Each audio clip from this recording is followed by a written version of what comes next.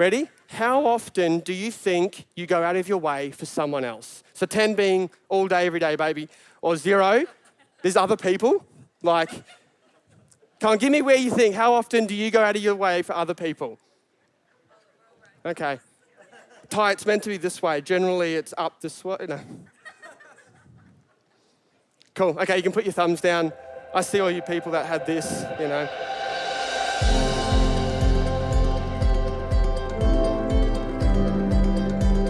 But I have really loved this series, and I really have loved the question that we've been asking. And each one of the messages has actually come out of each one of the speakers' personal devotions that we've been journeying along together as a church family. And I love seeing when God intertwines it all together, because it means that God is wanting us to hear this. He's wanting to put this all together so that we can hear what he has to share. And if you haven't actually gone back and listened to the previous weeks, I really encourage you to do that, because they do so nicely flow together, as Portia was saying this morning, that one just rolls into the next, and you kind of get that whole picture instead of just picking up little bits here and there. This series, Existence, has been asking the question, are you living or simply existing? Which I think is actually a really challenging question when you look at it. If you just look at the statement itself, am I living or just existing? Forgetting about the messages around it, that statement is really powerful. Has anyone actually spent time pondering on that question and looking at their own lives and asking themselves that question, am I living or am I simply just existing? Because I feel like it shouldn't be just a question that we're asking ourselves during this series. It should be a question that we ask ourselves all the time. It's going to help us recalibrate and reassess where we are at. Because we can actually quite easily get caught up in existing, it's super easy just to fall into that rut. And if you want to get, a little bit uncomfortable, it can actually be known as complacency. And I know that can make some people feel uncomfortable. I'm not complacent, I'm not lazy, I'm not like that, but when you just exist, it can fall into that. And I'm really excited to share about this topic this morning, because it is something that I've struggled with in my own life. It's a challenge that I face. And I have to ask myself that question quite often. Am I living or am I just existing? Because I struggle with being complacent. It's something that I need to check with all the time. I check with Portia, my wife, in our marriage, in my relationships, in my faith, and even just in general in my life. I have to check with it regularly to make sure I'm not just existing. Because if we don't check in, we can easily allow life just to float on by without us really even participating in it. I'm sure you guys have all experienced that phenomenon called autopilot. When you get in your car and you leave work, and the next thing you know, you're just pulling into your driveway and you're like, how did I even get here? Like, you remember getting out of the car park onto the main road, and then next thing you're at home, and then you're thinking, did I hit anyone? I'm all good, I'm safe, I'm here. But it's like your brain just switches off, your car turns into a smart car and just drives you home. But that's not really how it happens. But we can actually also experience that in our own lives outside of, obviously, driving, especially when we allow ourselves to live such comfortable, complacent, and safe lives. And I just want to preface that I'm not talking about us having an easy life or not facing challenges or difficulties that life throws at us. I'm talking about how we choose to live our life and the decisions that we choose to make and the decisions we choose not to make. We get so comfortable and relaxed with our life, or we make ourselves so busy with all the wrong things, so much so days, weeks, and months can just pass us by, doing the same thing over and over again. We work, eat, sleep. Work, eat, sleep. Then relax on the weekend. Maybe some family time, do some chores, even more working. Just rinse and repeat every day of every week of every year. And before we know it, we're 140 years old, and we look back on our life and think, yeah, my life was good. I was comfortable. It was convenient for me. I played it safe. I was busy. I got things done. And I'm glad I chose that. I'm glad I chose that life. I'm glad I chose comfortable. But really, you actually missed out on life. You missed out on living. You missed out on the life that Jesus wants us to have, the life that he has called us to have, and the life we should be living for him. Jesus didn't die for us to live a comfortable life, for us to live complacent and convenient lives. I like what it says in John 3:16, and this is from the NTV Bible. You might have heard this one before. It says, "For God so loved the world that he gave his one and only Son, that whoever believes in him shall live comfortable, convenient, and safe lives." I think it's a limited edition book because there's only one ever made. No, he called us to live bigger lives than that. He didn't put breath in our lungs so that we can just Netflix and chill all day long. But it's a life that we have to choose to live. It's an action. We have to do something. It's a life we have to choose every single day. We have to choose to surrender our life to God. Because it's not an innate characteristic of our nature to stretch ourselves, to push ourselves, to challenge ourselves, and to step out and live an uncomfortable life. We have to make that decision every single day. So in this week's reading, if you've been journeying with us, we've been in Corinthians, and that's where this message has come from. It's out of 1 Corinthians 10:24. And this was the scripture that God highlighted to me, and it's really resonated with me, obviously, with my own journey. And this is what it says. It says, "No one should seek their own good, but the good of others." I really like the New Living Translation, not the NVT. It says, "Don't be concerned for your own good, but for the good of others." And that's pretty self-explanatory. Like, you don't have to be a rocket scientist to figure out what he's saying, what Paul is saying to us here. But what it does is it actually changes the focus from us always looking inward and what's best for us to then changing it outward and what's best for others, which can be very challenging. Because like I said, it doesn't come naturally to us. Deep down, our natural instinct is self-preservation. We always want to kind of make sure we're okay, make sure we're safe and comfortable and we're living our best life. When I started to think more about that scripture, because it's pretty simple, what does it actually look like to not be concerned for my own self but for the good of others? Does that mean that I will have to go out of my way for someone else? Out of my safe and comfortable life, and then be like inconvenienced for some other people, for God's people? I don't know why. There are good people out there somewhere. But this is what choosing to follow Jesus is all about. It's all about others. And Pastor Simon touched on that last week. One of his points was others. How can others interrupt your life?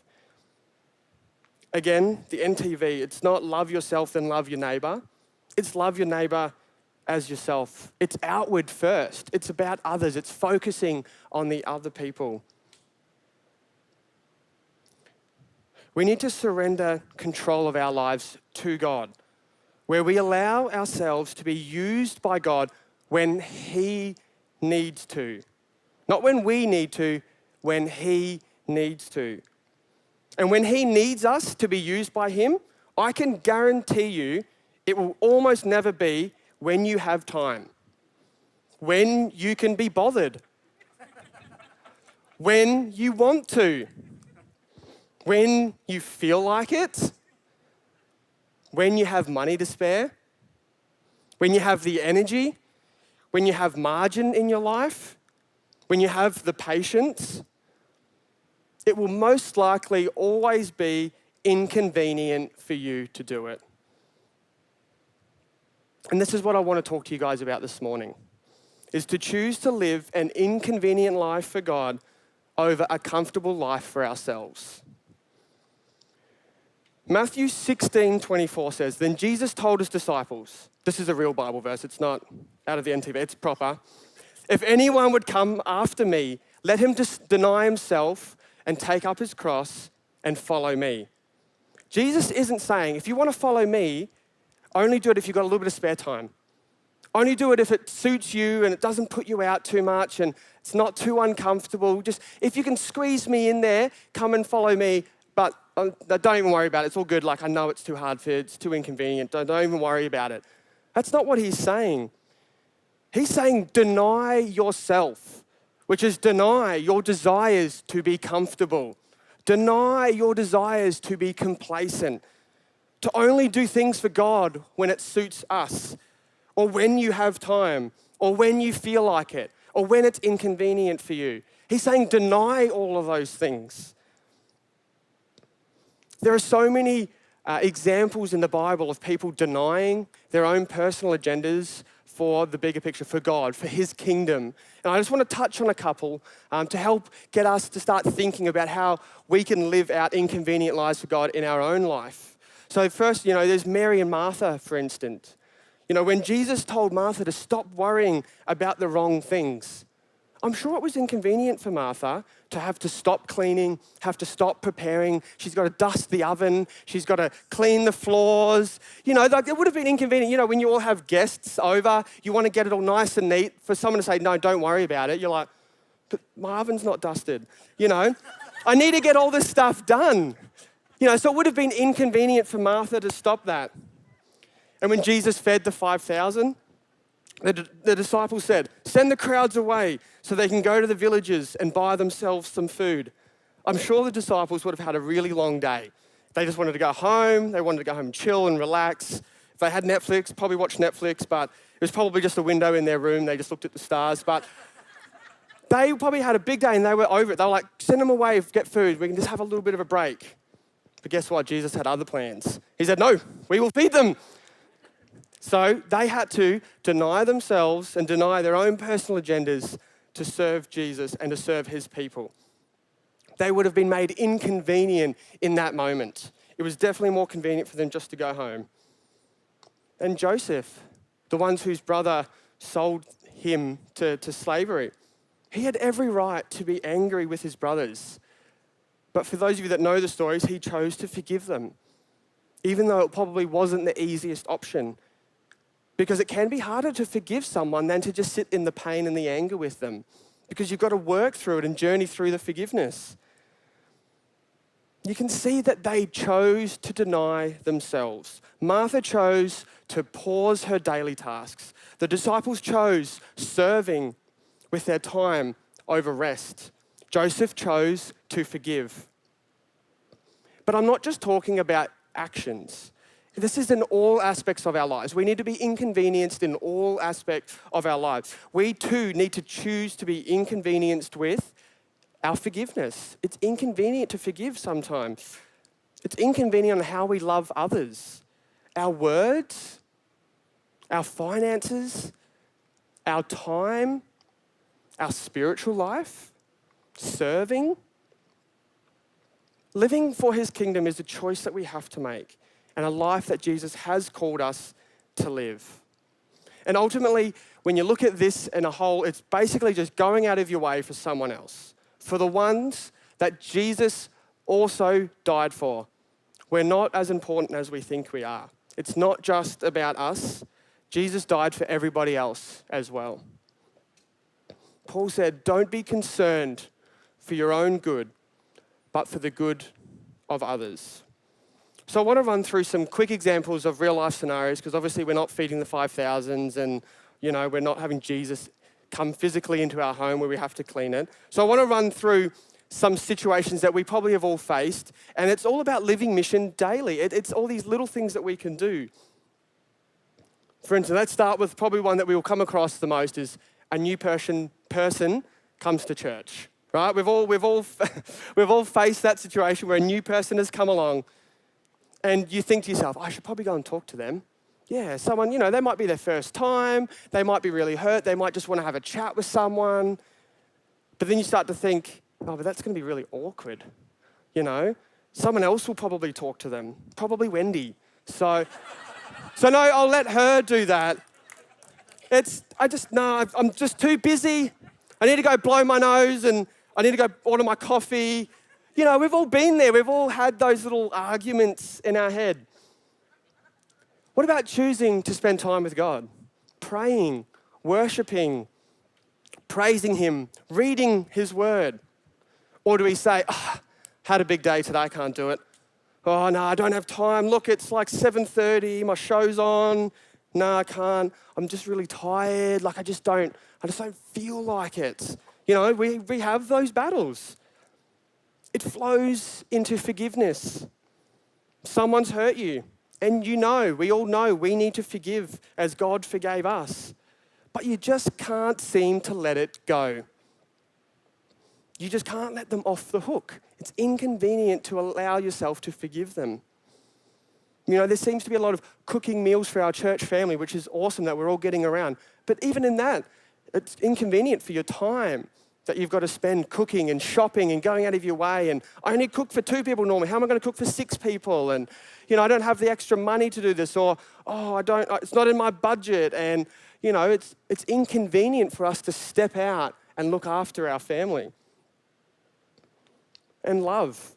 Maybe there are some hard to love people in your life, even in your family. And they don't deserve your love. They don't reciprocate it. They don't show it back to you. If anything, they make it worse. They should show it to you before you do.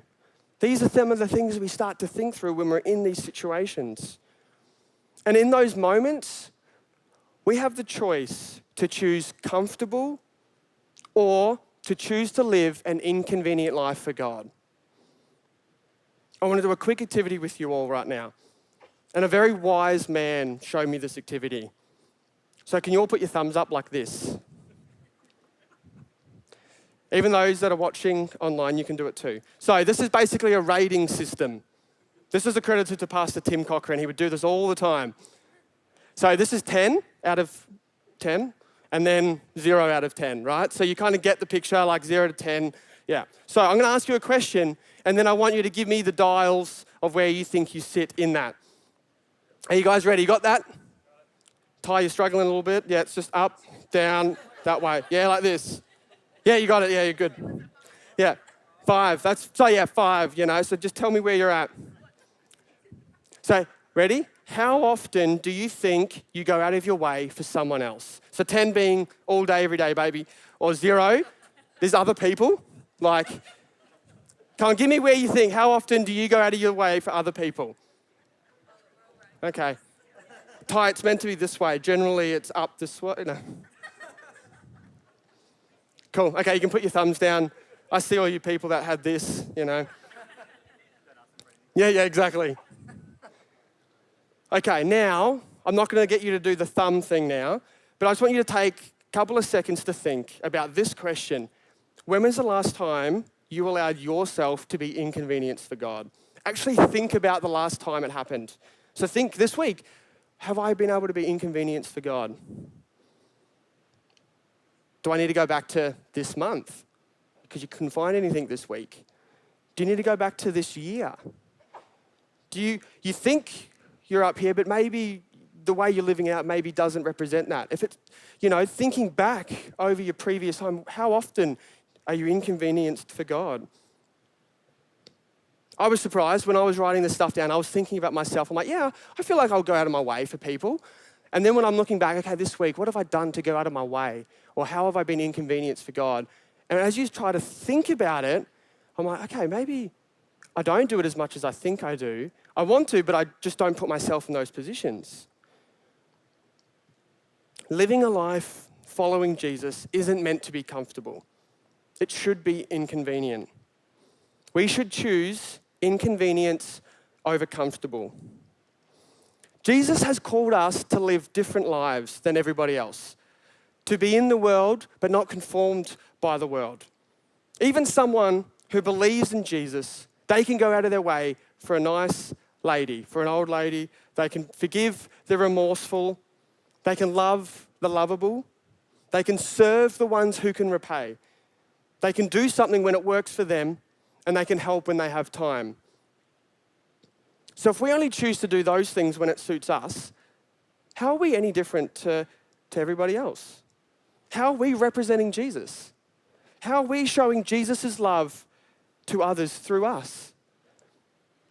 Jesus calls us to love our enemies, to love the unlovable, to serve the ones who can't repay, to forgive the unforgivable, to help when it's inconvenient. This is the life that Jesus has called us to live. This is the life we need to surrender to.